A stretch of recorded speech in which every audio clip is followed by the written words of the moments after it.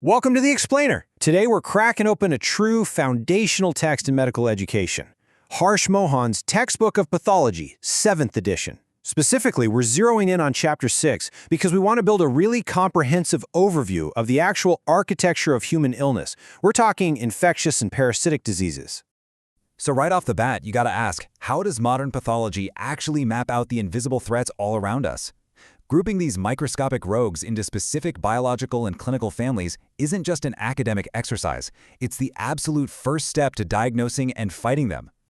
Okay, let's dive into this. Here is our roadmap.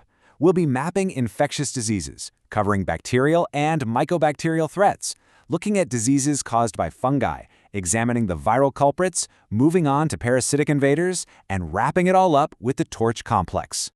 Section 1. Mapping infectious diseases, laying the groundwork for pathology. Section 2. Bacterial and mycobacterial threats, the diverse invaders. Now, this broad bacterial umbrella, it houses an incredible variety of pathogens. We're talking a massive spectrum here.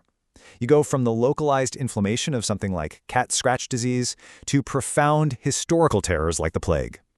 And with the plague, the Yersinia pestis bacteria actively evades human phagocytosis. It's wild.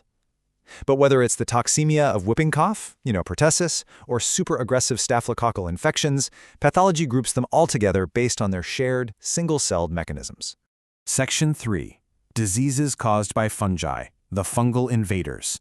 Let's move to and see how this builds, because fungi present a vastly different clinical footprint than bacteria. Take mycetoma, or cutaneous superficial mycosis. These often provoke really intense, chronic granulomatis responses in the host tissue. They interact quite differently with our immune system than your typical acute bacterial toxins do. Section 4. The viral culprits, systemic terror. Contrasting fungal invaders like mycetoma with viral agents like influenza highlights a massive, night and day shift in pathogenesis. The body's response to a slow-growing fungal mass is just entirely different from the rapid intracellular hijacking that a virus executes. And this brilliantly illustrates the sheer scale of the threat. This spectrum of viral terror is incredibly vast. Think about it. We group the ubiquitous influenza virus right alongside rabies, which is characterized pathologically by those fatal Negri bodies in brain tissue. Despite having wildly different mortality rates and modes of transmission, their fundamental intracellular nature keeps them firmly under the exact same taxonomic roof. Section 5. Parasitic invaders, complex organisms. Now, what's really interesting about this slide is we are looking at complex, multi-stage organisms.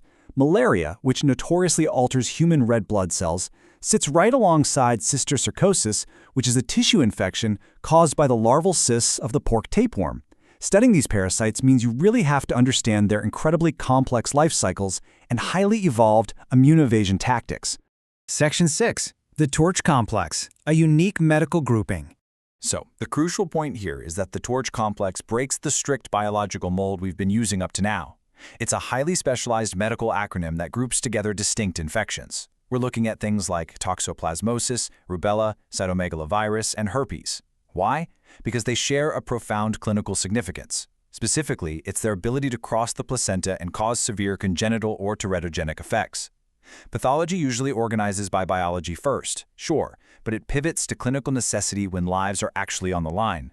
Pulling it all together into this pathogen matrix really reveals the highly structured architecture of pathology. We've mapped everything from single-celled bacteria to complex tissue-invading parasites. You aren't just looking at a random list of diseases anymore. You now have a robust clinical framework to categorize any microscopic threat. I want to leave you with a provocative thought to chew on. Looking at these 4 massive categories, bacteria, fungi, viruses, and parasites, which of these taxonomic categories do you think will pose the greatest evolutionary challenge to the future of pathology? Because as these microscopic rogues mutate and adapt, this very map is going to be our baseline for understanding tomorrow's outbreaks. Keep exploring and keep mapping the invisible world.